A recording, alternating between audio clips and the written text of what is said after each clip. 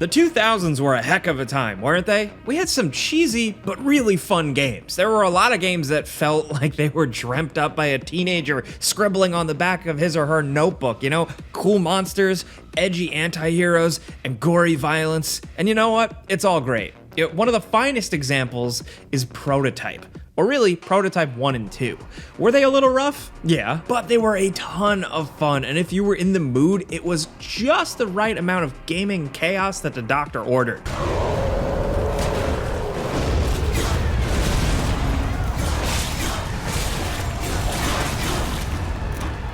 Every time we've ever briefly mentioned it in top 10s or on the Friday news show or anything, some of you guys in the comments freak out in a good way. So it's time to finally dive in. Let's take a look back and talk about what made Prototype a big deal. Now, the funny thing about Prototype is that it was not that big of a deal. There were plenty of open world games at that time. Everyone was trying to do it. There were plenty of messy, gory, chaotic edgelord games too, and it got fine reviews, you know, lots of 7s out of 10s, a couple 8 out of 10s. Don't get me wrong, it wasn't received poorly, but it didn't get 10 out of 10s across the board either, but it didn't really matter.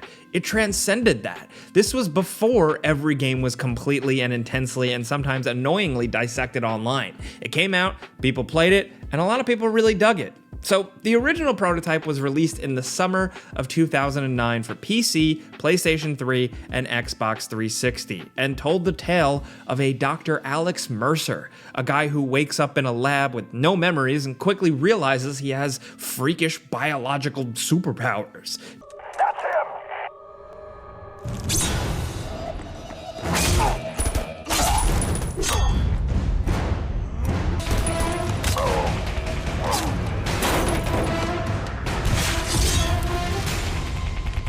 Now, you were in New York City being ravaged by biological warfare and a grotesque virus thing called blacklight. It's turning people into monsters. So between the monsters and an occupying military force, you have a lot of stuff to kill with your newfound powers. Alex Mercer's abilities are kind of like parasitic in nature. You know, he absorbs shit, basically. And he's a shapeshifter, so you can take on the appearance of civilians or soldiers to get into bases around the city or just avoid detection or pursuers. It was fun, but simple social stealth. Now, the real magic that Alex Mercer was hiding was super strength and the ability to form weapons out of his arms. That's where the chaos really begins. So you roam this pretty decent open world New York City, sprinting super fast down streets, automatically leaping over cars and objects in your way, running straight up skyscrapers, and jumping massive heights and distances. And as you grow in power,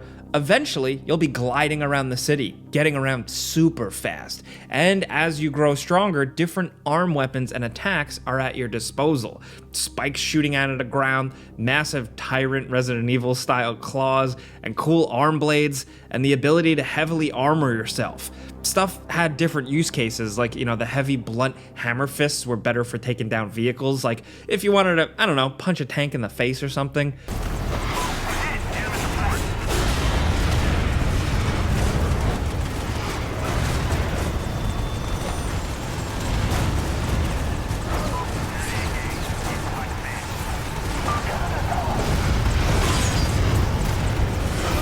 Now, all of this was pretty satisfying to execute, and as you progressed and earned points, you were able to unlock extensions of all your abilities that made things even more complex and useful. Aerial attacks, higher jumps, harder hits, recoveries, sprint attacks, more AoE or area of effect attacks, along with higher powered critical mass mode that gave you harder attacks temporarily. Now, as you played the game, the city got more and more chaotic and things could get pretty wild as you're being hunted and basically spammed by missile attacks from every direction.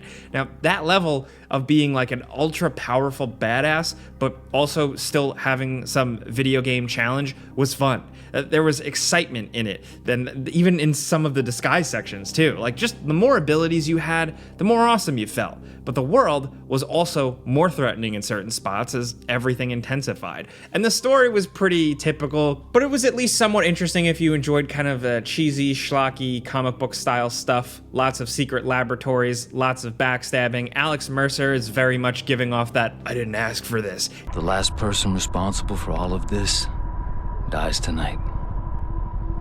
If we make it out of here, you think you're ready? I was made for this. With his little hoodie, but it was pretty cool. I actually thought it was worth seeing through to the end. Now, I think the game was just mostly a big deal because it was all so fun to play.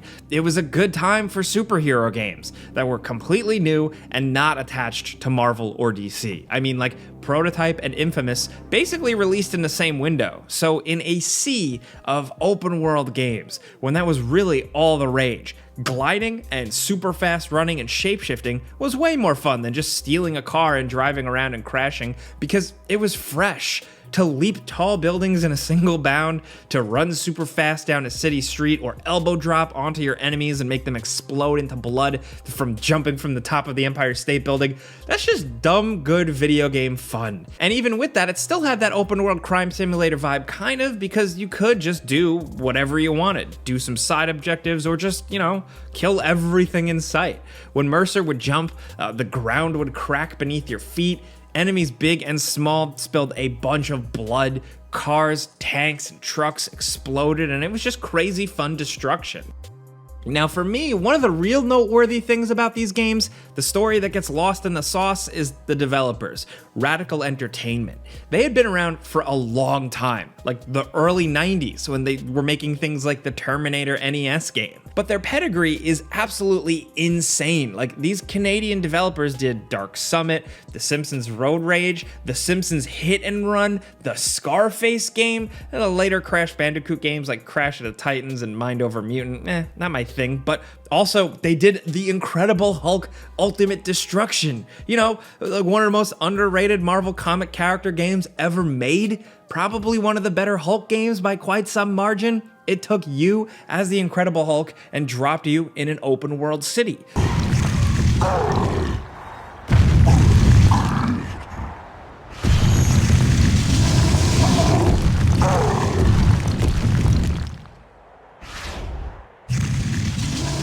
You had all of Hulk's powers and only got stronger and stronger. And you ran up and jumped over buildings, you smashed tanks. Yeah, does this sound familiar? It's almost like Radical were destined to make the Prototype games. They've just made some cool, fun 2000s games. What I was kind of referring to at the start, they did licensed stuff, they did TV show games, they did CSI games, they did a Dark Angel game, remember Dark Angel? But they did NHL games, extreme sports games, really not, of course, like a top tier Golden Child studio, but making solid, awesome, fun stuff that 2000s kids were primed for. Radical Entertainment also then made a sequel, Prototype 2. Please! Just let me go, man!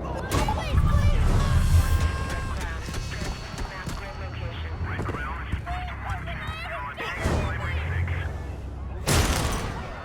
That was gorier and crazier. In this one, you actually played as Soldier James Heller, who is even more powerful and comes off, more like a human wrecking ball. The game had better AI, tendril powers to grab stuff and throw stuff, more of a dodge, using big weapons you rip off of vehicles, more disguise stuff, and more meaningful leveling up. Now, plot-wise, it actually pits you against Alex Mercer, which was pretty slick and an interesting twist. In a lot of ways, the whole thing was an improvement, more mindless killing, but finer around the edges, and with a bit more to do.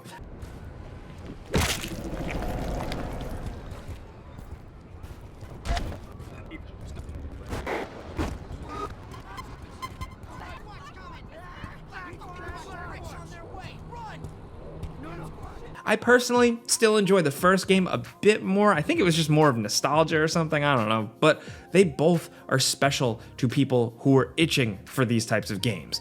And definitely special enough because they sold well.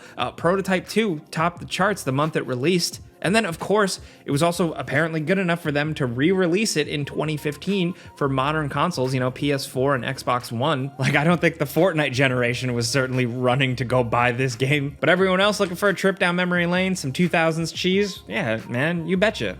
Now, unfortunately, in this story, like with a lot of video game studios, things get complicated. Apparently, Radical had a lot of fun projects in the works that never saw the light of day. There's another Scarface game that has been unveiled by a YouTuber, a Spider-Man 4, and possibly another prototype game. Now, Radical was part of Vivendi, and then that was merged with Activision in the Activision Blizzard merger of 2008. And then, after a few years, there were some layoffs, and then Prototype 2 came out and was, despite doing considerably well internally at Activision, not good enough, and I quote, significant reduction of staff happened.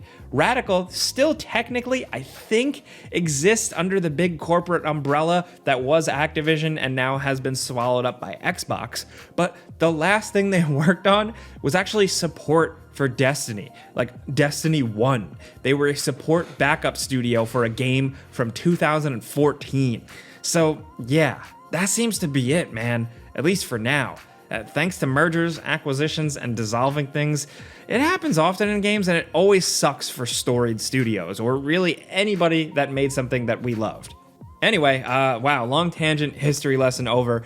Prototype is cool, and if you like junk food games, good dumb fun, you should play it. That's it. The end. But really, that's it. That's what we thought made Prototype a big deal. To be honest, it's not a super complicated answer. It's not about a complex story or new incredible technology. It's just the fact that the game was kind of fun and gory, and people liked it. I know that might sound like, well, duh, yeah, but like sometimes we need to be reminded of that simple fun stuff, So we want to hear from you guys down in the comments. If you've played Prototype 1 and 2, what do you think? Which do you prefer? And did you play the re-release versions or the original versions? Did you play on PC? Let's talk about anything Prototype down in the comments. If you like this video, this trip down memory lane, or maybe we just pointed you towards a game that you never would have checked out otherwise, either way, clicking the like button does help us out. So thank you. But as always, thank you guys for watching, and we'll see you in the next one.